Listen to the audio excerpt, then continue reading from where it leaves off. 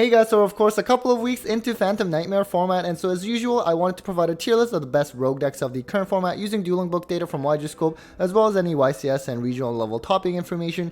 Now at the same time that is a little bit weird to do this time around, of course, because we're basically in a tier 0 format, so there's not actually that many rogue decks that are actually topping that many events. Anyways, before we continue, definitely go check out my discount codes for Yu-Gi-Oh! Singles as well as sleeves, all the discount codes in the description below. Okay, so I guess we'll just get started with this month's Rogue tier list. Again, it's a little bit hard to do this time around in a tier 0 format, but let's just do with the best that we can. And we're actually going to start off with Spright, which is very weird to say it's a rogue deck, but to be honest with you, I actually think it's pretty justified right now because so far, post-Phantom Nightmare, there's only one known regional top for this deck, and that's with Chimera, who of course is a pretty well-known Spright player. Now at the same time, online, it actually still sees a decent amount of play. That's why it was able to get this top spot compared to some of the other decks I'll be showing, which is fair. There's a lot of different Spright variants as well, which is kind of its advantage. And to be honest with you, while it is still, I think, a good deck, I did always expect that it would struggle against, a very dominant Fire King meta, just because this deck really has a hard time going second if its bodies get popped, because that's how it goes off. I mean, it can play a lot of non-engine, which is one of its benefits, but, in a format where Fire King is by far the best deck and they can just pop a lot of things, it's going to be, I think, pretty rough for Spright. So next we have Vanquish Soul, which usually, always kind of sneaks in very quietly, like some multiple tops here and there. It does have a few regional tops so far, although at the same time as this format was starting, I think a lot of people kind of wrote off Vanquish Soul. I guess it's another deck that kind of needs its bodies to stick, although it can play Shifter, which I guess it's kind of his main selling point at this point when, you have something that's so dominated by Fire Kings. So next we have Raidraptors, which I think is quite exciting. They of course got some new support in Phantom Nightmare, so it's really cool to see. It's gotten multiple regional tops so far as well. I've featured 3 of them actually post Phantom Nightmare on my channel. You can check out through various regionals. Some play the Kali Yuga lock, which is basically like a turn skip, but others, like the last 2 regional profiles I provided, they actually were not playing the Kali Yuga lock. So I'm actually pretty interested in how this deck develops over time. But honestly, like its ultimate Falcon, like the towers that it can put up can be really hard to out for some decks. So next we have Chimera, which is a deck that I've been talking about recently in terms of, how far it's fallen behind branded Despia. Of course, before this deck was always had the edge against Despia, at least in terms of representation. I guess if you were to strictly compare it to Despia in the current format, branded Despia, Gimmick Lock is very strong, even against something like Fire King. And also, of course, they summon Mirror Jade more frequently than Chimera and Mirror Jade. Non-targeting banish is always kind of nice as well. Also, branded Despia are more likely, of course, they're playing 3 branded openings. Chimera, sometimes they play branded opening, not always. So I guess those are some of the differences, but this deck is still pretty solid, and from a budget standpoint, it's actually quite good as well. I should also clarify, there were some other decks, let's say like Flunder, Telements, Pearly, Centurion, that I had considered as putting it as rogue for the purpose of this video, but I ultimately decided to keep it as tier 2 and not include it for this video, just because in terms of the regional number of tops, they actually had at least a slightly more than some of the decks listed here in this A section. So next we have Dragonlink, which is another deck that's really weird to put it in the rogue section, but it does have a few regional tops. At the same time, obviously the large amount of Bestials that this deck typically plays, it no longer has that much of an advantage in the current format, just because we're in a very fire heavy format and not really dark or light. So I think that's kind of expected and why it fell down. Even win percentage wise, 52% online, it's still pretty low. Usually I find Dragonlink, like it still does pretty well online, but I guess not so much anymore. Next we have Salamangreat. This is actually another deck that sneakily got 3 regional tops so far post Phantom Nightmare, which is actually pretty good. It's of course Year of the Fire, but for Salad, obviously it kind of has that short end of the stick compared to something like Fire King and Snake Eye. Someone actually tell me if it has any kind of advantage in the current format, just because, for example, Salad, one of its advantages used to be that it was able to make rank 4 plays easily. Let's say something like Baguska, but then that heavily got, it's not as impactful anymore just because of the existence of SP now, and then you have, let's say, something like Abyss Dweller, which of course we're not in like a tier limit kind of format, so maybe not as good at either. They also were able to play something like Rivalry or let's say Gozen. Those are limited now, and of course Gozen, like there's a lot of fire decks right now, so I'm assuming it's not really that great. So again, if you play Salads, let me know what the advantage of playing this deck is in the current format. Next we have Unchained. This of course took a pretty big fall from its tier 1 days after the post ban list, but at the same time, right after the ban list, it still got at least a decent number of tops. Obviously not anywhere close to the level it was before, but now post Phantom Nightmare, I think it's taken even a bigger step back as well. I can only assume in a format where Fire King is dominant and they don't really care that much about being popped, Unchained is kind of a rough spot.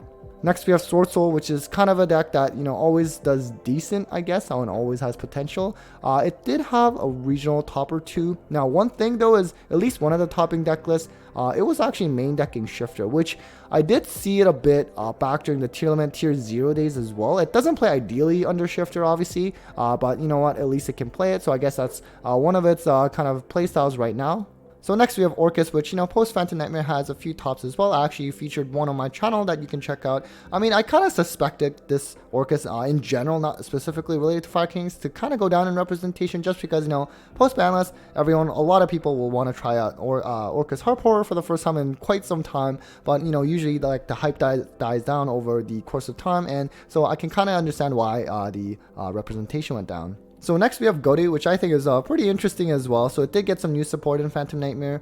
So it's like a synchro based strategy. I played against this recently. I thought it was pretty unique. You know, of course it can, like, let's say pop attack position monsters, or let's say banish the entire field as well. It's got some pretty good recursion from the new set. Although at the same time, while it does banish a lot of things, it's not really a shifter deck from my understanding. I mean, the one list that did top a regional, that wasn't playing shifter either. But nonetheless, I think it's cool that this deck got some support. So next we do have Rica Sun Avalon, which did top, which is of course pretty impressive considering the banless hits it got, which was also kind of unexpected. But you know what, I think I was looking at the topping deck list, it didn't seem that much different than pre-banless, aside from, you know, some of those cards that got limited, of course. So definitely let me know if you do play Rica, you know, what kind of advantage it might have in the current format, or maybe, you know, how its end board might have changed. So then we have Hero, which of course took a step back compared to last month when I did this rogue tier list, because it was actually at the top spot. And, you know, of course Hero does have some advantage in terms of like Dark Claw banishing kind of effect against something like Fire King. At the same time, I think post Phantom Nightmare, you know, Fire Kings have become very, very overwhelmingly strong, right? And also if you have decks that are playing Shifter to try to combat against Fire Kings, then, you know, Shifter really hurts Hero as well for the most part. So I think, you know, from a rogue standpoint, it at least got a regional top so far. It actually had multiple just shortly before Phantom Nightmare, so I think the potential is still there, and for a rogue deck, it's one of the more long-standing ones at that. So similar line of thinking, you know, Virtual World also has something like Macrocosmos in Shenzhen that I assume it'll be pretty good against something like Fire King. It does have a couple regional tops so far. Originally at the start of, let's say, post-Phantom, or rather Maze of Millennia and Transaction Rollback, I thought that was what they were playing towards with that, like that Mayakashi trap that's basically a turn skip with Beatrice. But the two topping deck lists for Virtual World so far post-Phantom Nightmare, they weren't playing Transaction Rollback, I guess. So I don't know if that's already kind of a done deal and they've moved past that. Certainly let me know if you play Virtual World. And then here I just put Dragon as an image to represent stun, because there were actually a couple of decks that topped the regional so far with just like a stun deck. One was like more runic focused, the other was just like really just no runic stuff, just pure stun floodgate, that's it. So, you know, Dragon, or let's say something like Fossil Dyna, those are pretty strong against, like, usually it can steal some wins here and there. Not pleasant to play against, but you know what, usually very budget friendly and pretty easy to pilot. So next we have Marincess, which of course is a deck that always seems to get some kind of like regional or YCS level top here and there. Marincess actually had a couple regional tops, the prior format just before Phantom Nightmare, one of which I actually feature on my channel that you can check out as well. I mean, I am sure there's some kind of potential for this deck to top another regional at some point. It always does. Although I guess maybe Marincess players might be a little bit worried whether, you know, Zealantis, what if that gets banned because of Fire Kings? I know that's been something that, you know, some of the players have been suggesting. And speaking of ban lists, definitely make sure to respond to my ban list prediction survey, and I'll definitely summarize the results pretty soon. So then we have Infernoble, and you know, of course, speaking of ban lists, like this got that ban on Isolde, which of course is pretty meaningful, but from my understanding, I thought Infernoble was able to still play through it decently well. At the same time, you know, post ban list, even before Phantom Nightmare, it didn't get any regional tops actually, and so far it has not had either, although it is a year of the fire, maybe they can have a bit of a bounce back. So next we have Dark World, which of course did top a regional leading up to Phantom Nightmare format that I featured on my channel, but you know, post this new format, no tops so far, and presumably it's probably going to be a hard spot for Dark World because you have a lot of decks playing Droll, which you would have seen in my regional top cut breakdown, and then on top of that, on the other end, you have other decks that are playing Shifter to combat against something like Fire King, so you know, probably not the best spot for Dark World. And then we have Mikanko, pretty similar along the lines of Infernoble Knight, where, you know, Isolde ban definitely can be pretty painful. Although the difference is Mikanko, at least just before this Phantom Nightmare format, actually still had a couple regional tops post ban list, and even this new format, it actually has one regional top as well. I'm not exactly sure of the list. I don't think that's actually available publicly, but you know, the one that did top before Phantom Nightmare, you know, post ban list, they were still playing things like, you know, like the Wanted engine and like Jet Synchron, like that's a level 1 fire. Renault is also a level 1 fire, of course, so I think it's pretty cool. I'm guessing the one that topped is still a going first variant as well. They did kind of lose like the Acid Golem lock kind of thing, but you know what, still pretty interesting to see that it was able to top, but it just wasn't scored as high just because, you know, overall online, just not seeing that much play. And then finally into the last tier, we do have Yubel, which actually did get one regional top. It's just that online among all players, it's really not seeing that much play at all. Of course, being able to super poly like the entire board is pretty cool to do. I'm sure, you know, post Legacy of Destruction, this deck will definitely be a little bit better with more support. I actually did see one Branded Despia topping deck list that main decked a Spirit of Yubel, and then also playing that Yubel new fusion card, I guess, to like super poly the entire board. I think it's a little bit interesting, but perhaps not too reliable. And finally, we have Dinos. Unfortunately, no regional tops so far. You know, hoping for that ban list. I'm guessing they're gonna just have to wish for like Mist to come to at least 2 or something, because it hasn't had too much success lately. And 38% 1% online is pretty disastrous, and especially in a format that's pretty much tier 0. Not really a lot of chance for Dinos.